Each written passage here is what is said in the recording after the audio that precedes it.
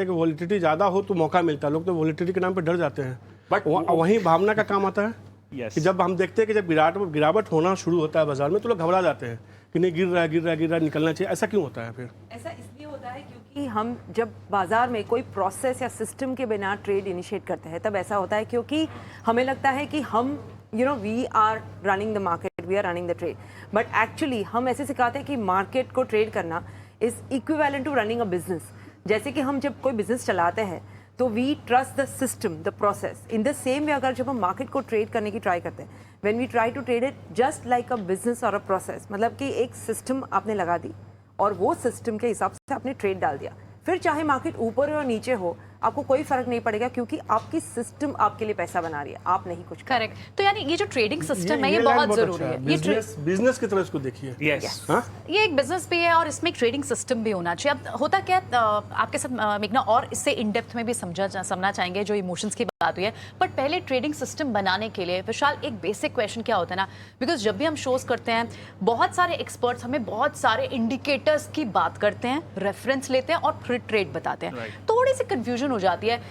C we are not experts, हमें इतना नहीं पता, लेकिन हम भी कुछ इंडिकेटर्स को समझते हैं, लेकिन एक्चुअली इफेक्टिव ट्रेडिंग सिस्टम के लिए कितने इंडिकेटर्स होने चाहिए? मेरा मानना है, बहुत सही सवाल किया आपने कि मैंने जब अपनी शुरुआत की थी टेक्निकल सीखने की, आज मैं 27 साल से ट्रेड कर रहा हूँ, और जब 15 साल से हमने ट्रेनिंग इंस्टीट्यूट शुरू की है तब से हम खाली एक ही इंडिकेटर पे काम कर रहे हैं। एक इंडिकेटर, ओनली वन इंडिकेटर, और वही आज डिस्कस करने वाले हैं जो है RSI। अब ऐसा नहीं है कि RSI बेस्ट है, मैं मानता हूं कि जैसे बोलते हैं, हमारा एक फेवरेट कोट है call go deep not broad. मतलब एक चीज को मैस्ट्री लेवल पे करनी चाहिए जाके बहुत सारी चीजों को थोड़ी थोड़ी समझनी चाहिए, क्योंकि टेक्निकल एनालिसिस बहुत वास्ट सब्जेक्ट है, उसमें बहुत सारे इंडिकेटर्स, पैटर्न्स और टूल्स एंड टेक्निक्स है।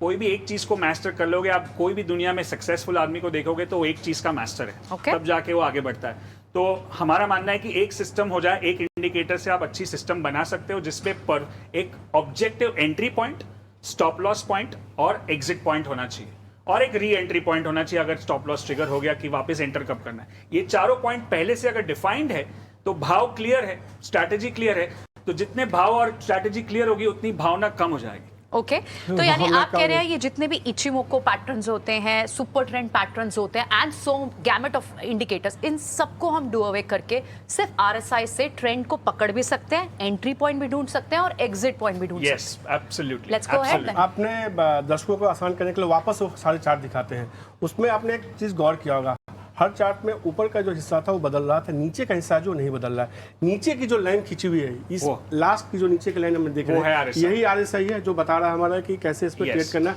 इसमें एक ट्रेंड आप देख रहे होंगे, RSI नीचे भी जा रहा है, RSI ऊपर की तरफ भी जा रहा है, और हर इंडिकेटर में आपने देखा होगा जितने भी चार्ट आप लगातार देख रहे हैं सब में हम RSI की बात करें, RSI के साथ ही चल रहे हैं। तो आज विशाल हमें जो है RSI के बारे